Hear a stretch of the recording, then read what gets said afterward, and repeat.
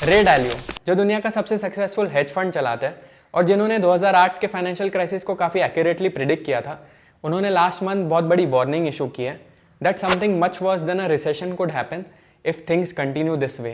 दोस्तों, last week एक news आती है, मूडीज जो अमेरिका की एक टॉप क्रेडिट रेटिंग एजेंसी है, उसने यूएस की क्रेडिट रेटिंग को AAA से घटाकर AA1 कर दिया और अपने आउटलुक को स्टेबल से चेंज करके नेगेटिव कर दिया।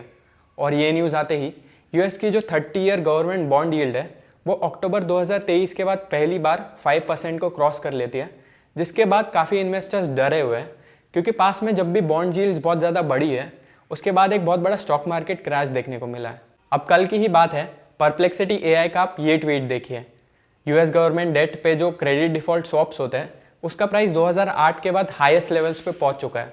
और जिन लोगों को याद है, 2008 में एक बहुत बड़ा स्टॉक मार्केट क्रैश आया था जिसमें पूरी दुनिया का स्टॉक मार्केट ऑलमोस्ट 60% से क्रैश किया था। तो क्या हिस्ट्री फिर से रिपीट करने वाली है? क्या ये सारे सिग्नल्स एक बहुत बड़े स्टॉक मार्केट क्रैश की ओर इंडिकेट कर रहे हैं? जानते हैं आज के वीडियो में। मेरा नाम है अनमोल और आप सबका स्वागत है स्टॉइक वेल्थ की यूट्यूब चैनल पे, जहाँ पे हम लोग आपके लिए फाइनेंस को आसान बनाते हैं। दोस्तों, सबसे पहले ये समझते हैं कि ये न्यूज़ एग्जैक्टली क्या है, एकदम ही आसान भाषा में। उसके लिए इमेजिन कीजिए कि आपका कोई दोस्त है जिसकी एनुअल इनकम 1 लाख रुपए, लेकिन ये जो दोस्त है वो उस साल 1,20,000 रुपये खर्च कर देता है, यानी अपनी इनकम से 20,000 रुपये एक्स्ट्रा खर्च करता है। अब ये एक्स्ट्रा के जो 20,000 रुपये वो आएंगे कहाँ से? तो उसके लिए वो आपसे उधार मांग लेता है, और क्योंकि आपका एक अच्छा दोस्त है तो आप उसको ये उधार दे भी देते हो। लेकिन अगले साल ऐसा फिर से होता है और उसके अगले साल फिर से, यानी आपका जो दोस्त है उसके खर्चे हमेशा उसकी इनकम के ऊपर ही रहते हैं। अब 1-2 बार के लिए तो आप उसको उधार दे दोगे, लेकिन जब वो तीसरी बार आपसे उधार मांगने आएगा तब आप उसको सीधा मना कर दोगे, क्योंकि आपको पता है कि आपके पैसे डूब भी सकते हैं। दोस्तों, कुछ ऐसी सिचुएशन में यूएस की गवर्नमेंट अभी करेंटली फंसी हुई है। इनकम के कंपैरिजन में उनके जो एक्सपेंसेस है वो काफ़ी हाई है, जिसकी वजह से यूएस पे जो डेट है वो आज ऑलमोस्ट $37 ट्रिलियन को टच करने वाला है। $1 ट्रिलियन का मतलब होता है 85 लाख करोड़ रुपीस। तो आप खुद इमेजिन करके देखिए कि यूएस पे कितना ज़्यादा डेट है। जब भी किसी देश की गवर्नमेंट हमसे पैसों को उधार लेती है और उसके बदले में हमें एक इंटरेस्ट पे करती है, उसको बोला जाता है गवर्नमेंट बॉन्ड।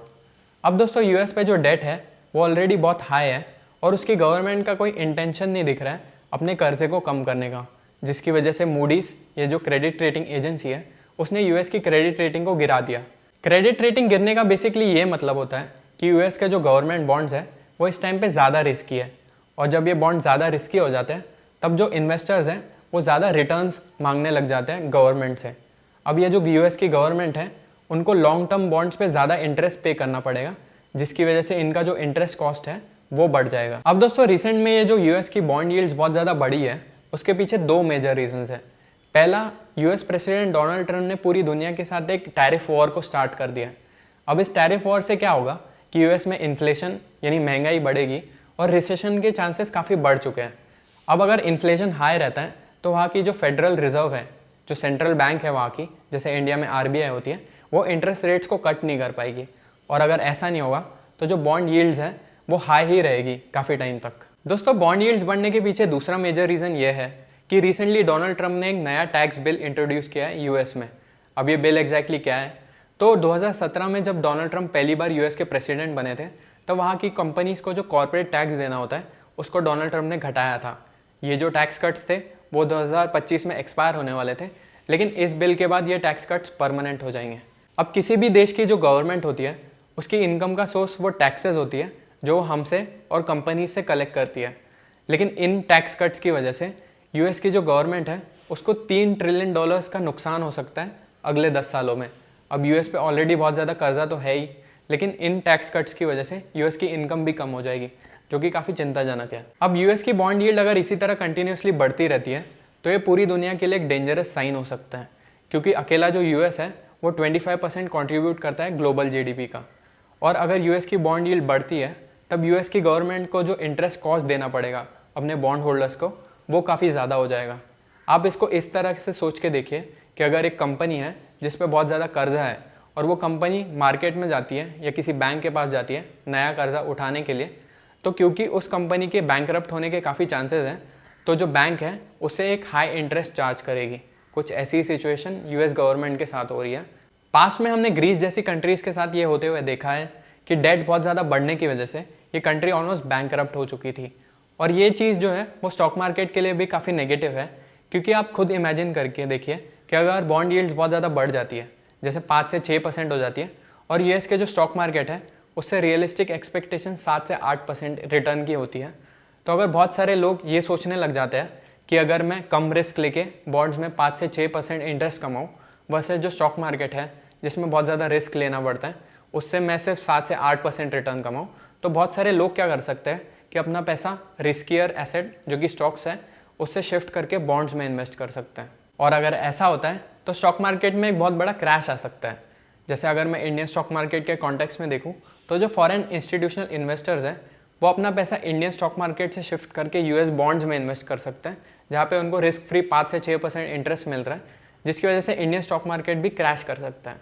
अब दोस्तों ऐसा ना हो उसके लिए बॉन्ड यील्ड्स का गिरना बहुत ही ज़्यादा इंपॉर्टेंट है, और ये सिर्फ 2 केसेस में हो सकता है। अगर डोनाल्ड ट्रंप, जिन्होंने पूरी दुनिया के साथ एक ट्रेड वॉर स्टार्ट करी है, उसका कोई परमानेंट सोल्यूशन निकल के आता है, जैसे रिसेंटली यूएस ने यूके के साथ एक ट्रेड डील साइन करी थी, वैसे अगर यूएस जो है वो दुनिया की अलग अलग कंट्रीज़ के साथ एक ट्रेड डील साइन कर लेता है तो इस सिचुएशन का जो है वो एक सोल्यूशन मिल सकता है। और इससे क्या होगा कि वहाँ की जो यूएस फेडरल रिजर्व है उसको कॉन्फिडेंस मिल जाएगा कि इन्फ्लेशन यहाँ से और ज़्यादा बढ़ने नहीं वाला है, जिससे वो इंटरेस्ट रेट को कट कर सकता है। दूसरा सोल्यूशन जो एक लॉन्ग टर्म पर्सपेक्टिव से हेल्प कर सकता है वो ये कि यूएस की गवर्नमेंट को एक प्रॉपर प्लान बनाना पड़ेगा, अपने एक्सपेंसेस को कंट्रोल करना पड़ेगा और अपने डेट को कम करने की कोशिश करनी पड़ेगी। अगर ऐसा नहीं होता है तो यूएस की जो डेट है वो एक हाउस ऑफ कार्ड्स है जो कभी भी ढह सकता है। दोस्तों यूएस की करंट सिचुएशन से हमें एक इंपॉर्टेंट मनी लेसन मिलता है कि क्यों हमें अपने एक्सपेंसेस को कंट्रोल में रखना चाहिए और क्यों हमें डेट के ट्रैप से बचना चाहिए। अब ऐसे ही 5 मनी ट्रैप्स के बारे में हम एक डिटेल्ड वीडियो हमारे चैनल पर बना चुके हैं, जो आप यहाँ क्लिक करके देख सकते हैं। मिलते हैं अगले वीडियो में।